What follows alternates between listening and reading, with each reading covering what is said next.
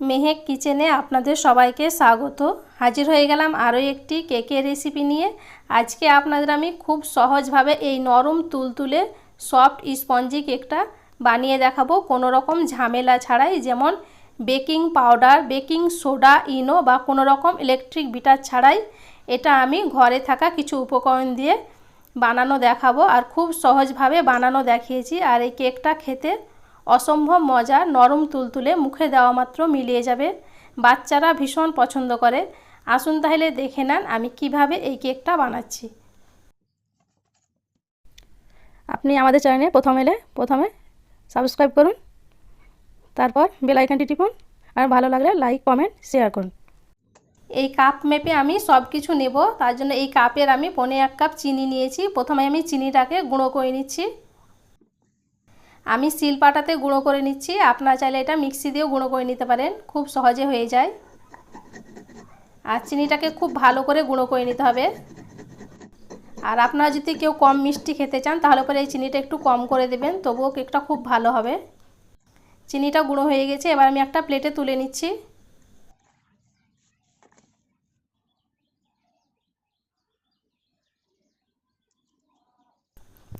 এখানে আমি 4টে ডিম নিয়েছি। 4টে ডিম দিয়ে আপনাদের কেকটা বানিয়ে দেখাবো। আপনারা চাইলে 2টো ডিমও করে নিতে পারেন। আর নিয়েছি 2টো বাটি। ডিমটাকে ভেঙে আমি হলুদ অংশ এবং সাদা অংশটা আলাদা করে নিচ্ছি। এই কাজটা একটু সাবধানে করে নিতে হবে, যাতে সাদা অংশের জায়গাতে যদি একটু হলুদ অংশ চলে যায় তাহলে পরে ডিমের ফোমটা ভালো হবে না। তাই খুব সাবধানে হলুদ অংশটা আলাদা করে নেবেন। আমি এইভাবে করে নিচ্ছি, আপনাদের কাছে যেটা সুবিধা হবে সেইভাবে আপনারা আলাদা করে নেবেন হলুদ অংশটা। আমি ডিমের হলুদ এবং সাদা অংশটা আলাদা আলাদা করে নিয়েছি। এবার আমি সাদা অংশটা দিয়ে ফোমটা করে নেব। এর জন্য এখানে আমি একটা কাঁটা চামচ নিয়েছি। কাঁটা চামচ দিয়ে আমি ফোমটা করে নেব। এখানে আমি কোনো ইলেকট্রিক বিটার ব্যবহার করছি না। আর এই রকম কাঁটা চামচ তো সবারই ঘরে থাকে, তাই খুব সহজভাবে আপনারাও এই কেকটা বাড়িতেই বানিয়ে নিতে পারবেন। আর যদি কারোর ঘরে এই রকম হ্যান্ড উইক্স থাকে সেটাও দিয়েও করে নিতে পারেন।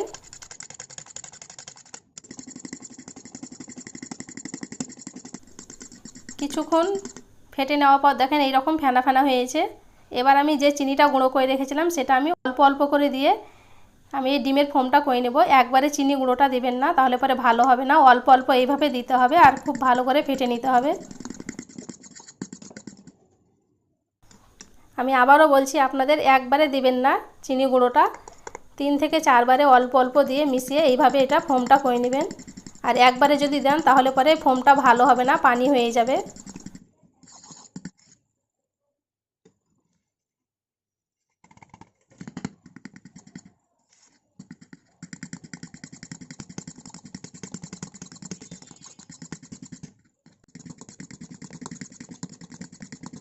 হাতে যদি ব্যথা করে তাহলে পরে একটু থেমে তারপরে আবারও করে নিতে পারেন।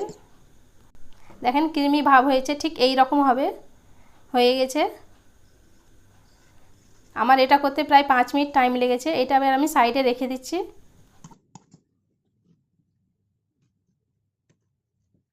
হলুদ অংশটা এবার আমি একটু ফেটে নিচ্ছি। এবার আমি এখানে দিয়ে দিচ্ছি হাফ কাপ দুধ, মানে যেই কাপ মেপে আমি চিনিটা নিয়েছি সেই কাপেরই হাফ কাপ এখানে দুধ দিয়ে দিলাম। আর দিয়ে দিচ্ছি হাফ কাপ তেল। এখানে আমি সয়াবিন তেল দিয়েছি হাফ কাপ। তেল আর দুধটা আমি ভালো করে মিশিয়ে নিচ্ছি। এখানে আমি দিয়ে দিচ্ছি ভ্যানিলা এসেন্স। আর এই এসেন্সটা যদি না থাকে তাহলে পরে আপনারা এখানে দিয়ে দিতে পারেন এলাচ গুঁড়ো হাফ চামচ। আমি এখানে এক মুখে দিয়ে দিলাম ভ্যানিলা এসেন্স, কেননা ডিমের একটা গন্ধ থাকে, সেই গন্ধটা আর লাগবে না। এখানে আমি দিয়ে দিলাম 1 কাপ ময়দা। ময়দাটা দিয়ে খুব ভালো করে মেখে নিতে হবে। ব্যাটারটা একদম স্মুথভাবে মেখে নিতে হবে, যাতে কোনো দলা পেকে না থাকে। খুব ভালো করে মেখে নিতে হবে এটা।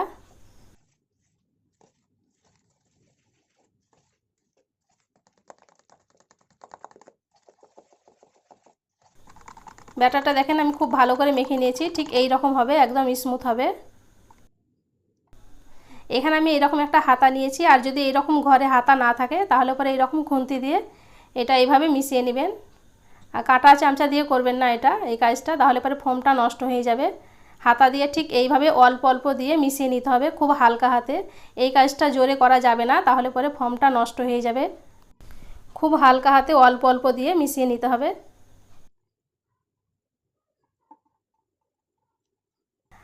আর বাটিটা এখানে ছোট হয়ে গেছে, আপনারা বড় বাটিতে এটা মিশিয়ে নেবেন। আমি আর চেঞ্জ করিনি, এটাতেই মিশিয়ে নিয়েছি। খুব সাবধানে হালকা হাতে এটাকে করে নিয়েছি।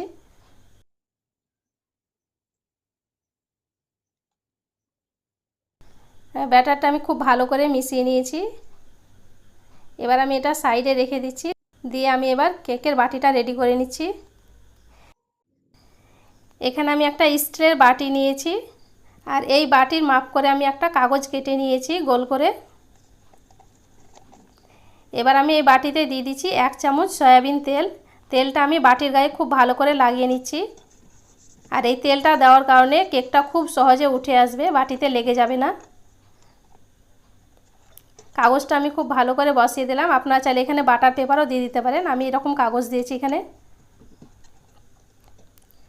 ব্যাটারটা আমি অর্ধেকটা ঢেলে দিচ্ছি। এই ব্যাটার দিয়ে আপনাদের আমি দুটো কেক বানিয়ে দেখাবো।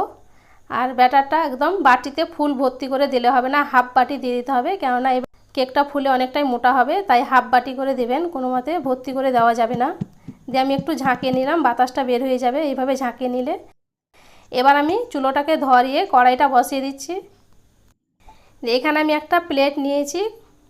এখানে আমি কোনো স্ট্যান্ড নিইনি, এইরকম প্লেট তো সবারই ঘরে থাকে, তাই আমি আপনাদের প্লেট দিয়ে করে দেখাচ্ছি। আর এখানে আমি লবণ বা বালিও ব্যবহার করিনি। দিয়ে আমি ব্যাটারের বাটিটা আমি বসিয়ে দিলাম, দিয়ে একটা চামচ দিয়ে এইভাবে একটু ঘুরিয়ে দিচ্ছি, যাতে ভিতরে কোনো বাতাস থাকে সেটাও বের হয়ে যাবে। দিয়ে আমি এটাকে ঢাকা দিয়ে দিচ্ছি। যে একটা ছোট ছিদ্র আছে সেটাও আমি বন্ধ করে দিচ্ছি কাগজ দিয়ে। দিয়ে এটাকে আমি হালকা আঁচে প্রথমে আমি 20 মিনিট জাল করে নিচ্ছি। 20 মিনিট পর দেখেন দেখাচ্ছি, অনেকটা ফুলে মোটা হয়ে গেছে, কিন্তু এখনও কাঁচা আছে। আমি এটাকে আরও 10 মিনিট জাল করে নেব। 10 মিনিট পর দেখাচ্ছি, দেখেন আমি একটা কাঠি দিয়ে দেখে নিচ্ছি। দেখেন কাঠিটা পরিষ্কার বের হচ্ছে, মানে কেকটা ঠিকঠাক হয়েছে। এবার আমি কেকটাকে নামিয়ে নিচ্ছি। নামিয়ে আমি ঠান্ডা করে নিয়েছি। দেখেন কত সুন্দর কালারটাও হয়েছে। এবার আমি একটা চাকুর সাহায্যে ধারগুলো এইভাবে ছাড়িয়ে নিচ্ছি। আর এটা খুবই একদম স্পঞ্জি হয়, তার জন্য একটু বসে গেছে। দিয়ে আমি একটা প্লেটে আপনাদের উঠিয়ে দেখাচ্ছি যে কেমন হয়েছে তলটা। ঠিক এইভাবে করে একটু ঝাঁকিয়ে দেবেন, দেখুন খুব সহজে বের হয়ে আসবে। দেখেন কত সহজে বের হয়ে এলো। এবার আমি কাগজটা তুলে নিচ্ছি।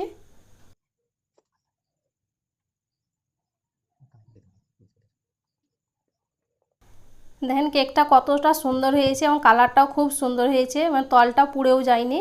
খুব সুন্দর সফট নরম তুলতুলে হয়েছে।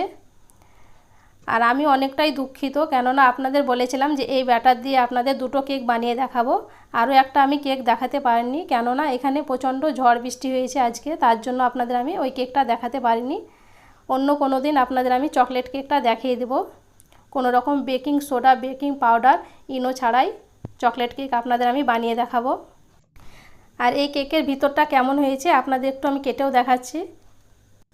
কেকটা দেখে নিশ্চয়ই বুঝতে পারছেন যে কতটা সফট হয়েছে। দেখেন কত সুন্দর জালিদার হয়েছে এবং সফট হয়েছে, নরম তুলতুলে। তাহলে বাড়িতে আর কোনো রকম বাহানা করা যাবে না যে বেকিং পাউডার, বেকিং সোডা বা ইনো নেই। খুব সহজভাবে আপনাদের আমি এই কেকটা বানানো দেখিয়েছি। একবার হলেও এই কেকটা বাড়িতে বানিয়ে দেখবেন, বাড়ির সবাই খুব পছন্দ করবে। বিশেষ করে বাচ্চারা তো এই কেকটা বেশি পছন্দ করে। আবার যে কোনো অনুষ্ঠানে এই কেকটা বানিয়ে নিতে পারেন, জন্মদিনের এই কেকটা বানিয়ে নিতে পারেন, খুব ভালো হয়, খুব তাড়াতাড়ি এই কেকটা বানানো যায়। আশা করছি আজকের এই কেকের রেসিপিটাও আপনাদের অনেক ভালো লেগেছে। ভালো লেগে থাকলে প্লিজ লাইক, কমেন্ট, শেয়ার করবেন। আমার চ্যানেলটি অবশ্যই সাবস্ক্রাইব করবেন এবং পাশে থাকা বেল আইকনটি অবশ্যই ক্লিক করবেন, কেননা যখনই কোনো এরকম নতুন রেসিপি দেবো তা আপনার কাছে সর্বপ্রথম পৌঁছে যাবে। সবাই খুব ভালো থাকবেন, সুস্থ থাকবেন, সাবধানে থাকবেন। ধন্যবাদ।